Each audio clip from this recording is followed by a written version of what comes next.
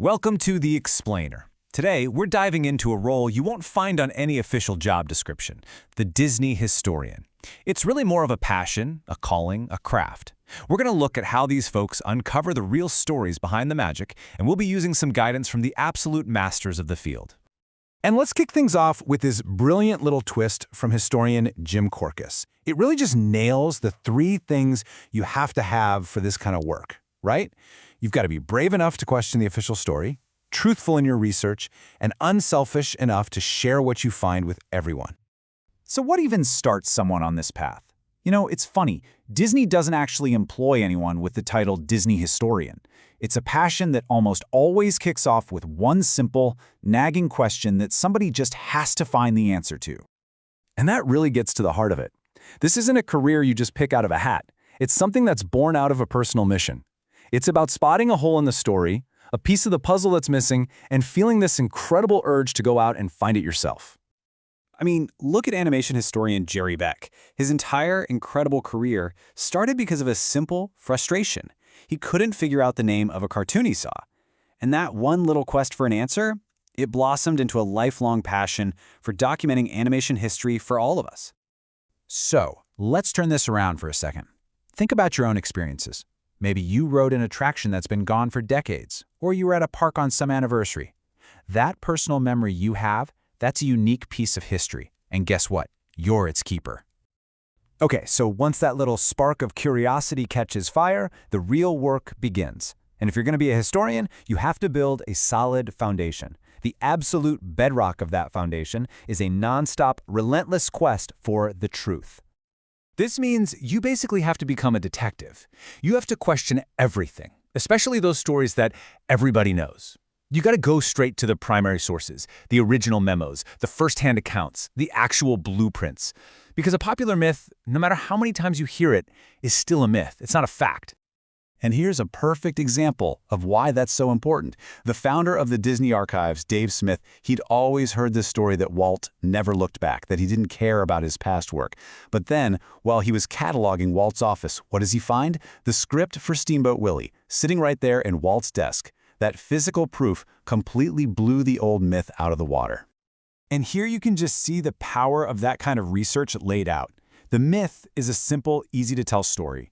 But the fact, the thing that was actually discovered in Walt's desk, tells us something so much more interesting and true about the man himself. All right, so you're on the hunt for the truth. What skills do you actually need? Let's break down some of the essential tools you'll have in your toolbox, from how you talk to people to how you actually tell the story. Okay, let's say you get the chance to interview someone. Your questions are absolutely everything. A closed question like, "Did you like working on that project?" gets you a yes or no. But an open-ended question, something like, "Tell me what it felt like on the first day of that project," that unlocks a memory, a feeling, a whole story. You're not just trying to confirm data, you're trying to uncover the story. So once you've got all your research, you got to write. And listen, good writing is not a lightning bolt from the sky. It's a discipline. It's a whole process of just getting it all down on paper, then walking away for a bit and coming back to edit with fresh, ruthless eyes. And honestly, the most important part is making it a habit, something you do every day. Kind of like an athlete training for the big game. You know, in the end, your job isn't just to report what happened. You have to dig for the how and the why. The facts are just the skeleton. It's the context, the emotion, the personality. That's the stuff that brings history to life and actually gives it meaning. Now, being a Disney historian, that comes with its own very specific set of challenges. This is not like researching the Roman Empire, okay? This is a living, breathing, corporate world. So let's look at some of the unique hurdles you might have to jump over.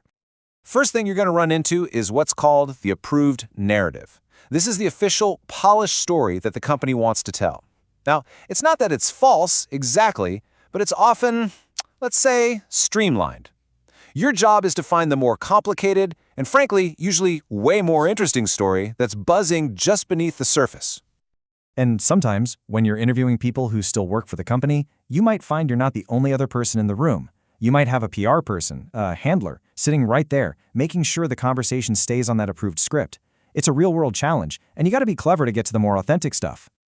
Now, one of the biggest ethical landmines is plagiarism.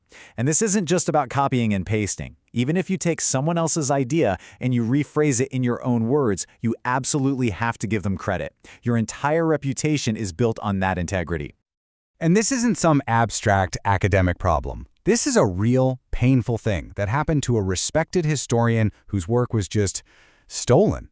It's a powerful reminder that giving credit where it's due isn't just a rule. It's about having basic respect for the blood, sweat, and tears of your fellow researchers.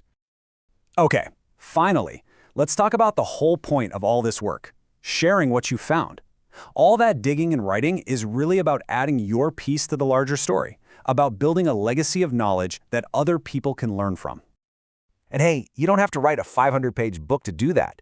Your own personal stuff, your old park maps, your ticket stubs, your photos, even just your memories, that's a valuable archive all on its own. You should start documenting and preserving it now, before those little details start to get fuzzy. And it is so easy to start. These are all little things anyone can do, like right now. You know that free guide map you're about to toss in the recycling? In 30 years, that could be a priceless artifact that tells a very specific story about this exact moment in time. This advice from historian Sam Genoway just gets right to the heart of it. Don't try to be an expert on everything. Find the thing that you truly love, the thing that you uniquely know, and tell that story. It's your passion that's going to make your contribution special. And that brings us right back to where we started. Every single person has a unique point of view, a memory no one else has. So you got to ask yourself, what is the one story that only you can tell? Your voice is a crucial part of building the giant, amazing collective history of this place. And this is the last thought we'll leave you with, and it might just be the most important one. More than any single fact you uncover, the most important thing a historian can build is their reputation for being truthful, for being careful, and for being honest. That, right there, is the foundation everything else has to be built on.